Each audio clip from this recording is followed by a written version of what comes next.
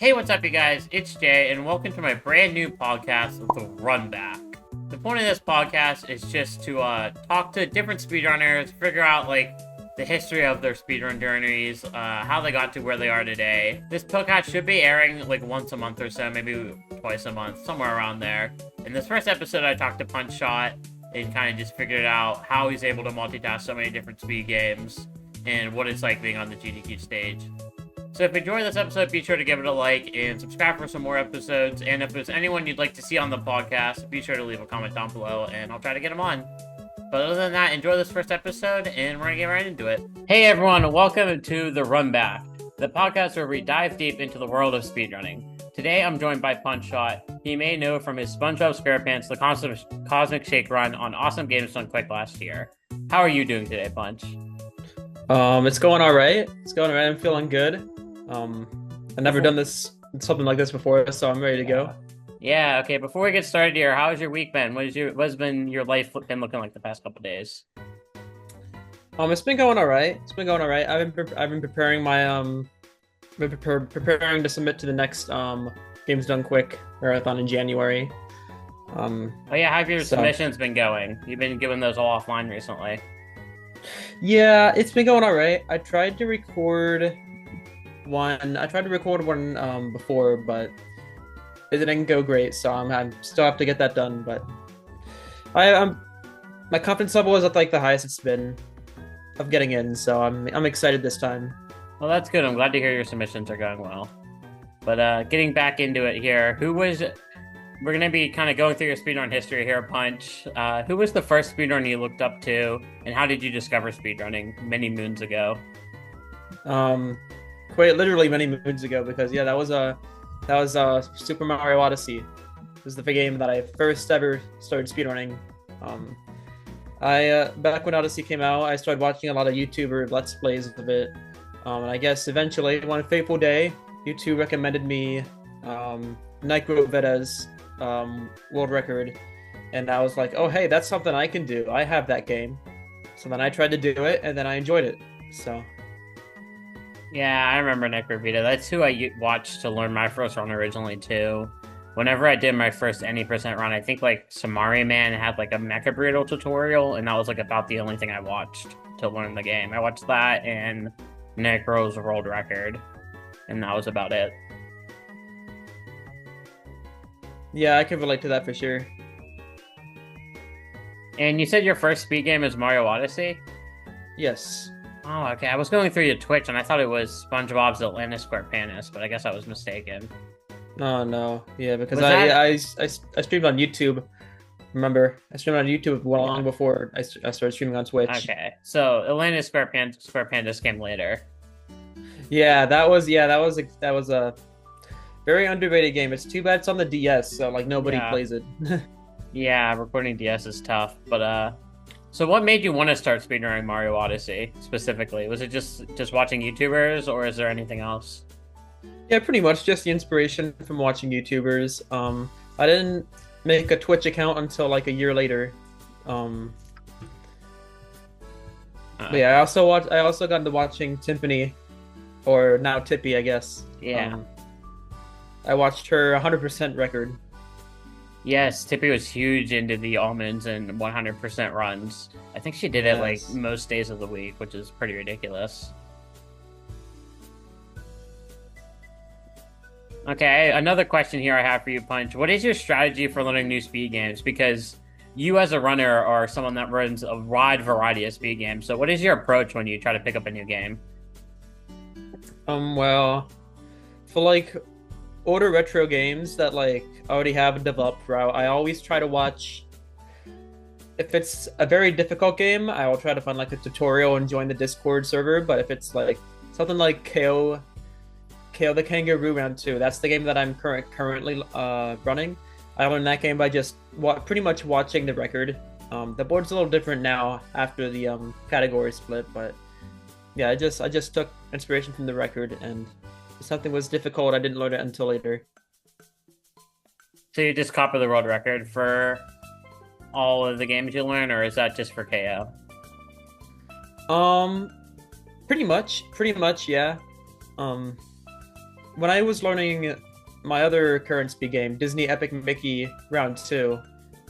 Wait, did my face cam just get suddenly super dark? Yeah, it's okay. Okay. Yeah, when I started learning Disney Epic Mickey, that game, it had an original version of it. It's a remake, so a lot of people from the original game routed it out because I knew nothing about the game, the game's original, so I pretty much just let them forge the route. I also found a few skips of my own, but Oh, yeah, so they're is not, that like, is that the only game you found like strats or skips for? Well, I did find a lot of strats for Atlantis Core Pandas on the DS, but yeah, those are definitely the two games I found the most time saved in. That's pretty interesting. I didn't realize you even learned or came up with skips for any game. I didn't know that. Oh yeah, I found a lot of skips for Mickey. And regarding to tricks and skips here, what is the coolest or hardest trick that you do in runs in any speed game? If we're talking about like mechanic wise, my favorite glitch to pull off on a speedrun, like my favorite type of glitch is called quad jumping in Kill the Kangaroo Round 2 currently. It's a frame perfect strat. The way it works is once you get to 50 star collectibles in that game, you'll unlock a power-up called the wing cap, and that'll allow you to increase your hang time. But if you release the wing cap and do a frame perfect movement tech called a rollout, you can get 2 extra jumps. So, and I think it's a very underrated strat.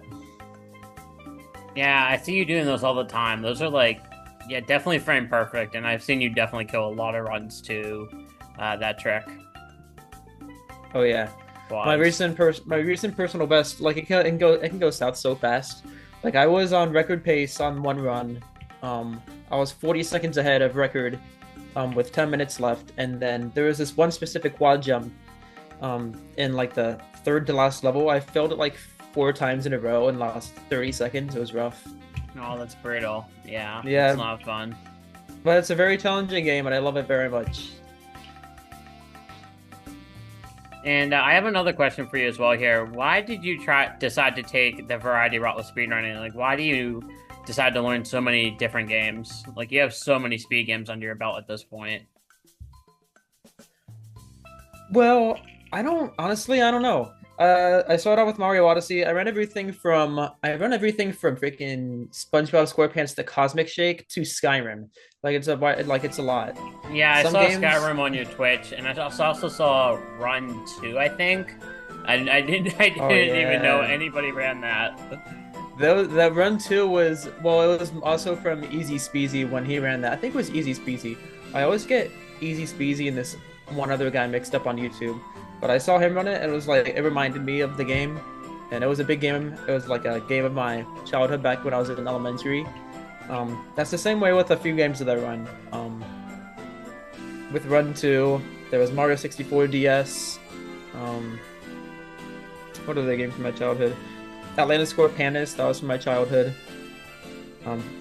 Pretty much anything that's like platforming and like free roam. It suits my taste pretty well. Yeah, I definitely noticed that.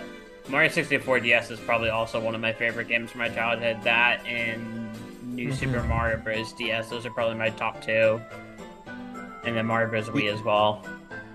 Yeah, that's the thing. I don't run many 2D games because I feel like they're way too restrictive. I like my movement to be really free.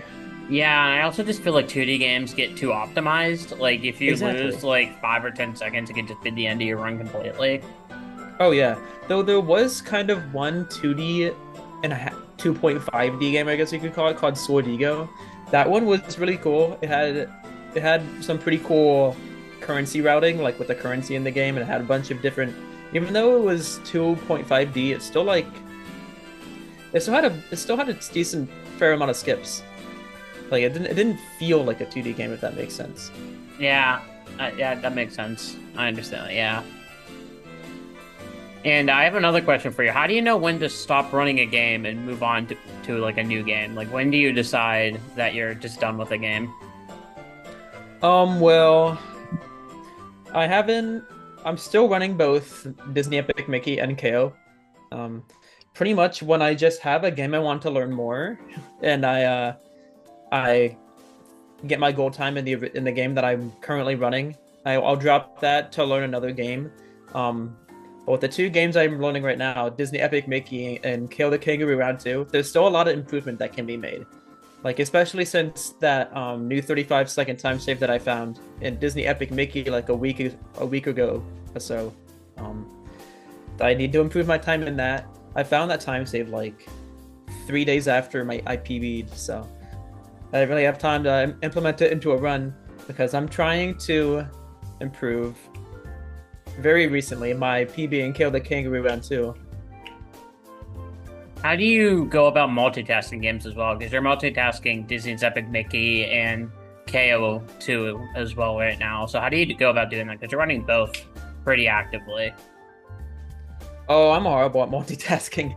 I will say that what I do is I'll say that I'm going to play both games at once. Like I'll stream them back to back, but then I never do. And I just kind of phase the other one out, or I play more and more of the other one.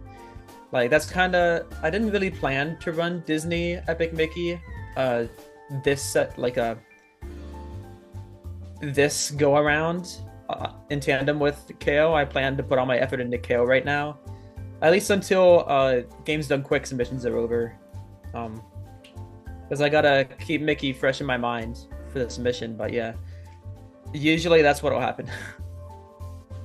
Yeah, I can imagine it'd be very difficult to play two games at once and not rust at one of them, or because you're just, the more games you pick up, you're kind of just halting your progression in one of them or both. Yeah, right. So it's really difficult to do that. I don't know very many speedrunners that can kind of pull that off. But along the same wave train here with talking about multiple different games, what are your top 5 favorite speed games that you've ever ran? I'm curious about that. Top 5 favorite speed games? Yes. Well, I would say number 1 is KO the Kangaroo Round 2. Currently, that's my number 1. Shoot. I would say I had a lot of fun running Mario 64 for the DS. That was a lot of fun. There's so many different kinds of routes to learn. That was a lot of fun. So that was probably number 2.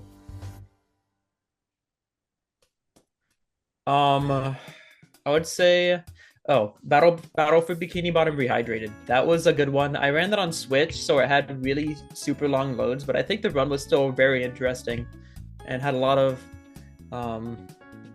route, like freedom with the route. So yeah, Rehydrated would be number 3, specifically for the Switch. And then I would have to go Disney Epic Mickey Rebrushed, number 4, because it's not an extremely competitive game. Like it's not as difficult. It's not nearly as difficult as KO the Kangaroo Round 2, but it's kind of like a good game to like take it easy with. It's not like it never takes long to de-rust with Mickey, so it's definitely a good game to come back to when you just need to chill for a little bit. And number 5 would probably be SpongeBob SquarePants: The Cosmic Shake. And you said KO is your favorite right now? Yes, currently. Why is KO your favorite currently? KO currently is my favorite because it's the perfect like level of challenge for me, like the difficulty level wise. And there are so many. It's supposed to be like a linear game, like you just play the levels in order, but there are so many different like ways and different methods of like executing skips that it kind of doesn't feel linear because everybody plays the game a little bit differently. Like I do versions of skips that nobody else does, because it's just easier for me. And yeah, I really love that kind of freedom. Okay, what is your least favorite speed game that you've ever ran? I'm curious about that too. My least favorite speed game? Well, were you ever around when I was speedrunning the Avatar: The Last Airbender? I think whenever I was going through your Twitch highlights, I saw that, but I was not around then, no. Yeah, that was when we were kind of separated from each other. But yeah, Avatar: The Last Airbender was kind of just like it was. First of all, the run was an hour 40 minutes, which is a little bit long for me. A little bit on the longer side, anyway. And it was pretty much just like a big like beat 'em up kind of style game, where it's like you just have a bunch of these different fight rooms that you have to make it through. There were a couple of skips that I found actually, but once you do those 2 skips, it's kind of just like you do this scripted fight, and then you just move on. There's really nothing else to it, and it was that does not sound very fun. Yeah, it was pretty painful, but yeah, it was a good experience for me. And it also ran 30 FPS on the Wii, so that was fun. Oh, that's not fun. 30 FPS on the Wii is brutal. Yeah. And then this is the big one here. This is probably the biggest thing you ever did. I mentioned it earlier, but walk me through your entire Awesome Games Done Quick 2024 experience. Why did you submit to it? What was your reaction getting in, and any highlights you remember from being on stage? I just want everything here. Yeah, that's fair. Yeah, Awesome Games Done Quick. I've been watching them since around 2019. And then all of a sudden they just moved it within 3 hours of me, within 4 hours, like a 4-hour drive of me, which is crazy. So I was like, oh hey, I can do this now. I can travel a little bit now that I'm 21, because I was I 20 or 21 at the time? It was 2024, so I would have been 21 then, yes. Yeah, I was just like, I can give this a shot. So I just took a shot in the dark. I submitted 3 games. I submitted the 3 games that I mostly ran at the time. It was SpongeBob SquarePants: The Cosmic Shake, Battle for Bikini Bottom Rehydrated, and I forget what the 3rd game was. But yeah, I submitted those 3. I really forget what the 3rd one was. I'm trying to remember, but I can't. But yeah, it was just kind of like a shot in the dark. Maybe I'll get in for Cosmic Shake because it's just like, a kid-friendly game. Only like it has an short estimate of like 50 minutes. And then unfortunately I wasn't able to be home live when the games list was released, so I got online and started streaming my reaction to it. I was gonna stream anyway, so I figured I might as well look at the games list with stream. And they actually took it, which I honestly didn't expect at all. Because I've never had any interaction with GDQ before, and I never did a hotfix or anything. I kind of just watched him in the background, and I didn't expect him to take like a nobody like me at the time. It was definitely I actually uploaded a reaction of me getting in to my YouTube channel. It was definitely a highlight of my life. And anything you want to mention about being on stage? Yeah, I honestly expected to be more nervous. I expected to be a lot more nervous. But I was definitely nervous. But I enjoyed every second of it. I don't know if I'll ever be able to experience that again. Like on stage, I don't know if they'll ever accept me again, but it was definitely a great life experience to have under my belt. Like being able to perform in front of maybe 100 people in person. There was like 70,000 viewers online. I think being able to perform under that kind of pressure was definitely a good experience for me. Yeah, it was very fun, and I'm glad you got in because that's how we connected again. So yeah, and I'm so glad that they moved it to Pittsburgh so I can attend it, or we can both attend it even every winter. It's so convenient. Yeah, I'm so happy about that. And final question here: what is your favorite moment from speedrunning/streaming? Is that just Games Done Quick? Yeah, Games Done Quick was a big part of it, and the entire arc with SpongeBob SquarePants: The Cosmic Shake, because I was battling record with Akron and Tyrone for a little bit. Yeah, I do. Yeah, I remember you mentioning that. Yeah, they're two really big Odyssey streamers, and Tyrone actually came into my chat a few times while I was playing Cosmic Shake, which I thought was really cool of him. But yeah, that's also how I met Lucid. Yeah, Lucid is one of my good friends. I kind of wish he streamed more, but he definitely is busy with life now. Yeah, that's fair. very entertaining streamer. Yeah, that was the first time, I've broken eggs on my head before as a PB celebration. That was the first time I ever, that was the first time I ever broke an egg on my head. Was when I got a sub 40-minute time in the Cosmic Shake. How did that tradition start? Did somebody like suggest it in chat, or?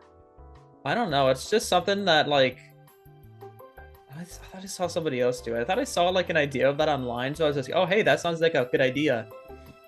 So like I just added it, and whenever I have time, if I get like a huge goal, I will have one of my chatters redeem channel points for me to break an egg on my head. And it's been that way. I think I've done 3 so far.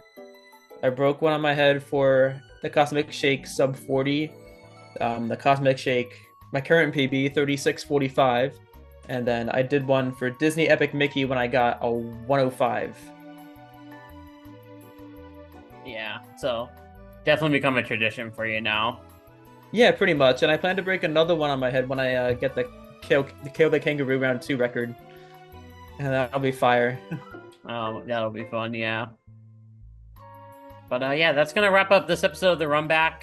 Thanks again, PunchSh0t, for hanging out and sharing some of your speedrun stories and history. I really appreciate it. If you enjoyed this episode, be sure to like and subscribe, and I'll catch you next time on the Runback. Okay, of course. Thank you so much for having me.